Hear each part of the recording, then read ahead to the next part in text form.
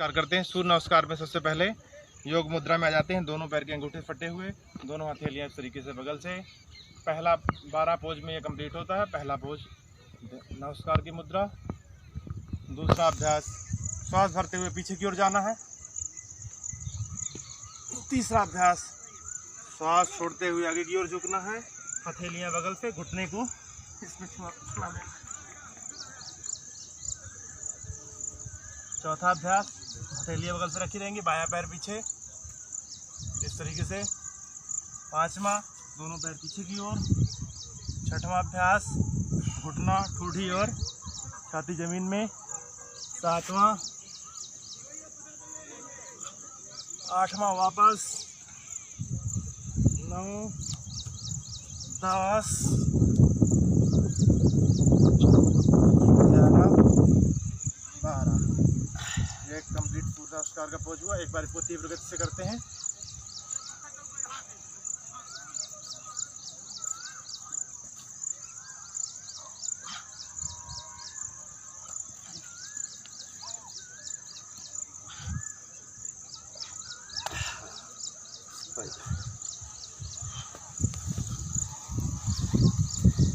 क्रम में सबसे पहले सिद्धासन, सुखासन, किसी भी आसन में बैठ जाएं, योग मुद्रा बना लें। इसके बाद सबसे पहले भस्त्रिका प्राणायाम। भस्त्रिका प्राणायाम में लंबी गहरी श्वास खींचते हैं और लंबी गहरी श्वास छोड़ते हैं। सावधानी ये बरतनी है कि पेट पे हवा नहीं भरनी, फेफड़े फूलने चाहिए। इससे हमारे अंदर ऑक्सीजन का लेवल बढ़ता है, हमारे अंदर हीमोग्लोबिन का लेवल बढ़ता है, रक्त संचार बढ़ता है। शरीर में किसी भी प्रकार की बीमारी हो, किसी भी अवस्था में नॉर्मल 1 सेकंड में एक ब्रीदिंग। स्वस्थ अस्वस्थ सभी व्यक्ति इसको कर सकते हैं, सभी के लिए लाभदायक है। अगला अभ्यास कपालभाति प्राणायाम का। इसमें पेट में झटके देते हुए श्वास को बाहर छोड़ना है, सहज गति से श्वास अंदर लेना है। 1 सेकंड में एक स्ट्रोक। स्वस्थ व्यक्ति उसको ज्यादा भी कर सकता है, 1 सेकंड में 3 या 5 बार स्ट्रोक। बीमार व्यक्ति, नॉर्मल व्यक्ति 1 सेकंड में एक स्ट्रोक।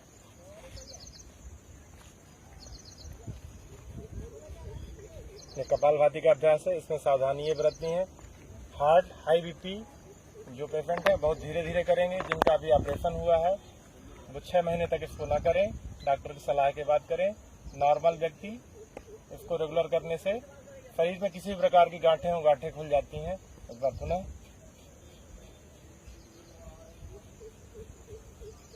अगला अभ्यास अनुलोम विलोम प्राणायाम। अनुलोम विलोम प्राणायाम में बाएं नासिका को बंद करके स्टार्टिंग करते हैं।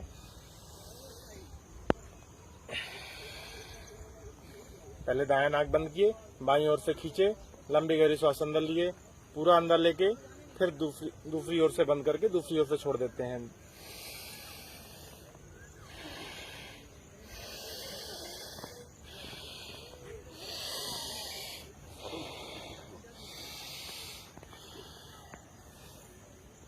अनुलोम विलोम प्राणायाम हर बीमारी वाले को, असाध्य रोगों को, सभी को इसको करना चाहिए। 5 मिनट से लेकर आधा घंटा तक का अभ्यास करना चाहिए। असाध्य रोगों में इसको और भी लंबा समय कर सकते हैं। कैंसर और भी गंभीर बीमारियां जितनी हैं सब कुछ अनुलोम विलोम और कपालभाति प्राणायाम से ठीक हो जाती हैं। अनुलोम विलोम कोई भी व्यक्ति कर सकता है। नॉर्मल ब्रीदिंग कोई भी अस्वस्थ व्यक्ति है, केवल ब्रीदिंग करनी, सावधानी बरतनी, खाने से कम 2 घंटे बाद करें नॉर्मल ब्रीदिंग। इसके बाद अगला अभ्यास आपको बताते हैं बाह्य प्राणायाम। बाह्य प्राणायाम में श्वास को बाहर छोड़ के मूल बंद लगाते हैं, उद्यान बंद और जालंधर बंद। एक बार हम आपको दिखाते हैं करके। श्वास को बाहर छोड़ना है, पूरी बाहर निकाल के, मूल बंद, गुदाद्वार को ऊपर खींचना, उद्यान बंद, पेट को पीठ से लगा देना, जालंधर बंद थोड़ी को कूपकंठ से लगा देना।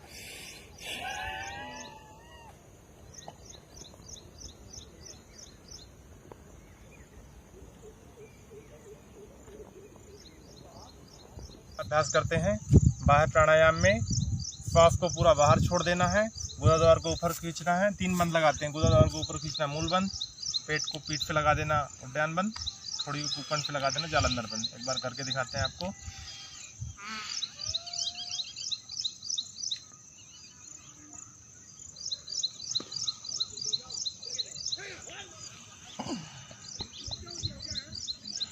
फिर नॉर्मल ब्रीदिंग लेना है।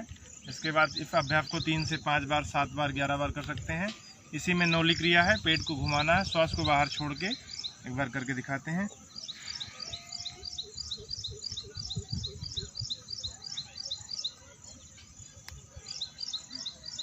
दूसरा तरीका एक और,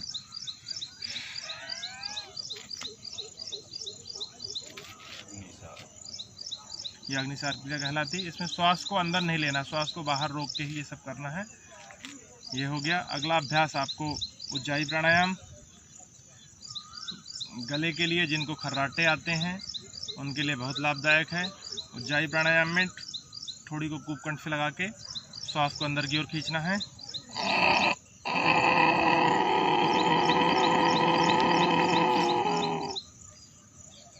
फिर कुछ देर अंदर श्वास रोक के रखना है। बाएं नासिका को दबाते हुए दाएं नासिका से छोड़ देना है।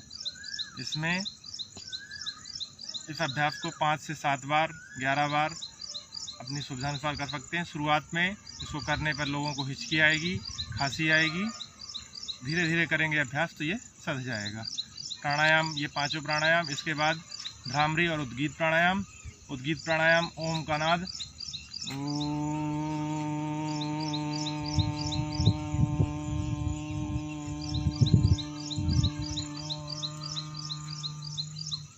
भ्रामरी प्राणायाम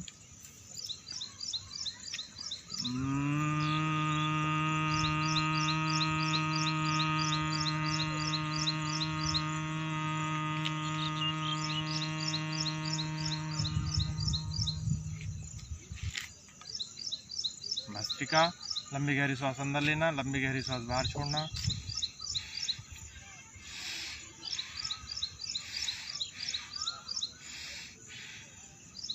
ये भस्त्रिका का अभ्यास हो गया। कपालभाति, अनुलोम विलोम,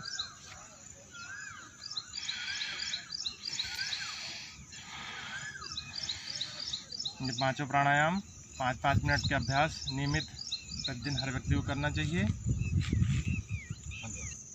शुगर के बीमारी, मधुमेह के रोगियों के लिए वज्रासन में बैठ के एक सीधा सा अभ्यास। सबसे पहले बाएं हथेली को नीचे, दाहिनी हथेली को ऊपर, श्वास भर छोड़ते हुए पेट को दबा के आगे की ओर झुक जाना है। नॉर्मल कम से कम 1 मिनट रोक के रखना है अपने शरीर को, जितना दबा सकते हैं। नॉर्मल ब्रीदिंग, यदि किसी को सांस लेने में तकलीफ है तो थोड़ा बहुत लेते रहें, पर रोक के रखें। आसन का लाभ तभी मिलता है जब उस पर रोक के रखा जाए।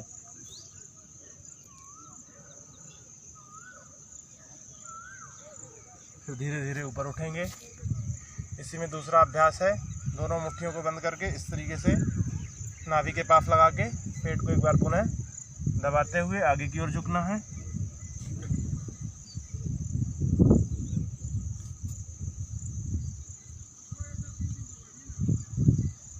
ऊपर उठना है। मधुमेह के लिए रामबाण है। सावधानी ये बरतनी है कि जिनको कमर दर्द है वो आगे की ओर नहीं झुकेंगे, हार्निया है वो पीछे की ओर नहीं झुकेंगे। हार्ट हाई बीपी वाले इसको नॉर्मल गति से करेंगे। इसी में अगला अभ्यास है गौमुख आसन का और अर्धमत्स्य आसन का। अर्धमत्स्य आसन आपको करके दिखाते हैं। अर्धमत्स्य आसन में एक पैर इस तरीके से बैठ जाएं, तो पैर के ऊपर ही बैठ जाएं यदि बनता है तो, नहीं तो पैर बगल से लगा लें। दूसरे हाथ से इस तरीके से पकड़ते हुए पीछे की ओर देखना।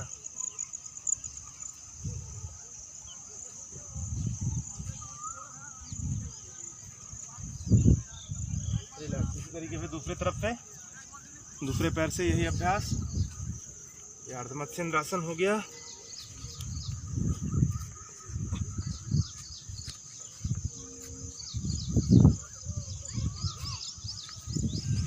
जिनको ये अभ्यास नहीं आता वो पैर खोल के वकासन का अभ्यास कर सकते हैं। वकासन में भी पैर उसी तरीके से दबता है।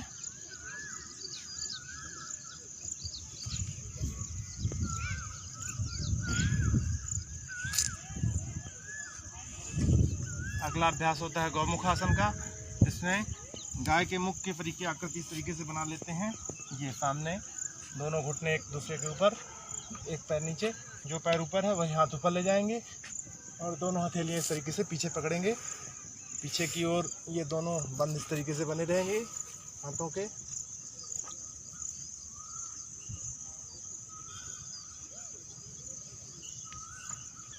रिलैक्स, फिर धीरे धीरे रिलैक्स हो जाएंगे। कम से कम 1-1 मिनट, आधा मिनट जो भी क्षमता है उस हिसाब से रुकेंगे हैं। इसमें जो है दोनों हाथ की हथेलियां इस तरीके से सटा के अपने सिर को सहारा देना है। धीरे से अपने शरीर का बैलेंस बनाना है। यह शरीर को होल्ड कर देना है। पैर सीधे फंदे हुए, दोनों पैर स्ट्रेच। इसमें जो है यह आसन हमारे स्नायु संस्थान, रक्त संचार, जननांग, उत्सर्जन तंत्र, फेफड़े सभी को शक्तिशाली बनाता है। सिर की ओर रक्त संचार बहुत तेजी गति से होने लगता है। इसमें बालों का सफेद होना, चेहरे की झुर्रियां, ये सब कम हो जाती हैं। इसमें आंखों की रोशनी बढ़ जाती है। सावधानी ये बरतनी है, जिनको हार्ट, हाई बीपी हो ये सब ना करें। ये कठिन आसन की श्रेणी में आते हैं। कठिन आसन जो पूर्णतः स्वस्थ हो वही व्यक्ति करें। बच्चों के लिए बहुत लाभकारी है। लंबी गहरी सांस लें और पूरा भरें और पूरा छोड़ें।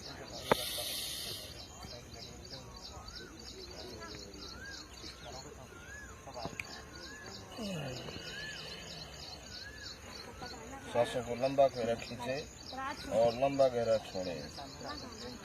इसके बीच में जितना रोक सकें रोकने का प्रयास करें।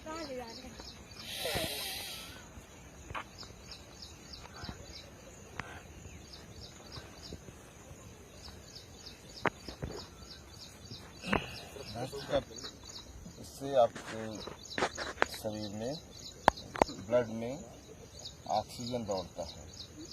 ऑक्सीजनेटेड ब्लड पूरे शरीर में दौड़ता है, पूरा ऑक्सीजन मिलता है। लंबी गहरी सांसें लें और पूरा छोड़ें। तो इसको रोकने को जितना रोक सके रोकने का प्रयास करें।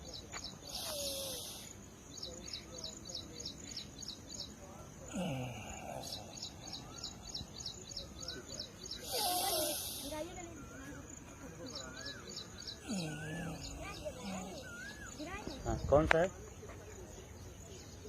बटरफ्लाई। दोनों पैरों को मिला लें और पूरा अंदर की तरफ खींचें और दोनों पैरों को हिलाएं जितना हिला सकें। इससे जो आपका पेट बाहर है ये अंदर चला जाएगा। आपका शरीर स्वस्थ रहेगा, पूरा लचक आएगी शरीर में। सूर्य नमस्कार। पहले सीधे खड़े हो जाए, दोनों हाथों को नमस्कार की मुद्रा में, तो दोनों हाथ ऊपर ले जाएं। अरे हम लोग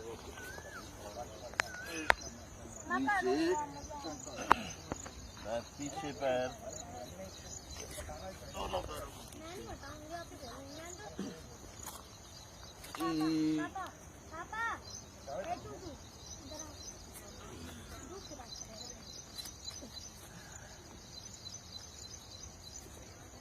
गिनती के साथ करें।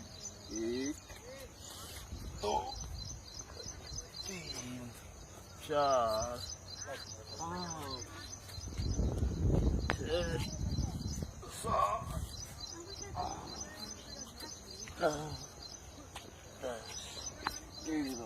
सकती हैं।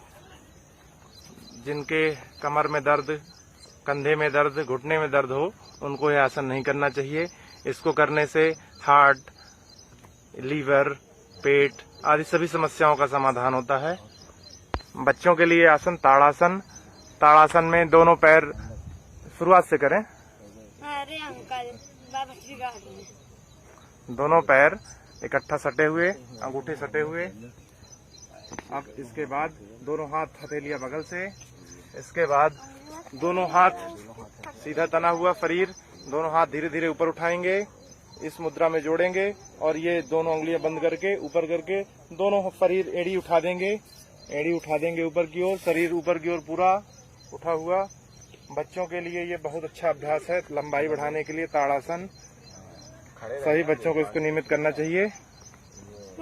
अभ्यास गर्भासन का, जिस तरीके से बच्चा गर्भ में रहता है उस तरीके से ये अभ्यास करना है। यह दोनों पैरों को बंद करके सिर के पीछे लगा के कुछ देर रोक के रखना है। यह एक बहुत अच्छा अभ्यास है गर्भासन का। इस तरीके से रोक के रखना है थोड़ी देर। आप भी जो इसको ऐसे पैर के नीचे, सिर के नीचे लगाओ। हाँ बस ऐसे, बहुत बढ़िया। सर को इसी में कुछ अच्छा आसन का अभ्यास करते हैं दोनों को। वृक्षासन का अभ्यास करते हैं। इसमें सीधे खड़े हो जाएं। सीधे खड़े होने के बाद एक पैर धीरे धीरे उठाएं। पैर उठाकर इस तरीके से जंघाओं के बगल से लगा के अब दोनों हाथ धीरे धीरे दोनों हाथ खींच लिया ऊपर उठाकर, ऊपर खींचा हुआ। अब दोनों हाथ बंद करें ऐसे, हाँ ऊपर खींचा हुआ, ये कहलाता है वृक्षासन। वृक्षासन से शरीर के अंदर संतुलन की भावना पैदा होती है, मानसिक कल्याण, ध्यान केंद्रित करने के लिए, एकाग्रता निर्माण करने के लिए भी बहुत मदद। चलिए आइए वक्रासन करते हैं। बैठ जाते हैं घुटने के बल, दोनों हाथ हथेलियां इस तरीके से सामने पहले रख के घुटने के बगल से अपना ये कोहनी फटा देते हैं और अपना कोहनी पे वजन लगा देते हैं और धीरे से अपना शरीर पीछे की ओर से उठा देते हैं।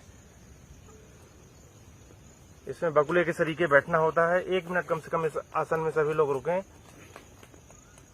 इसमें सावधानी ये बरतनी है कि दोनों पैरों के बीच में बराबर दूरी हो, तो आपका वजन अपने आप फंस जाएगा।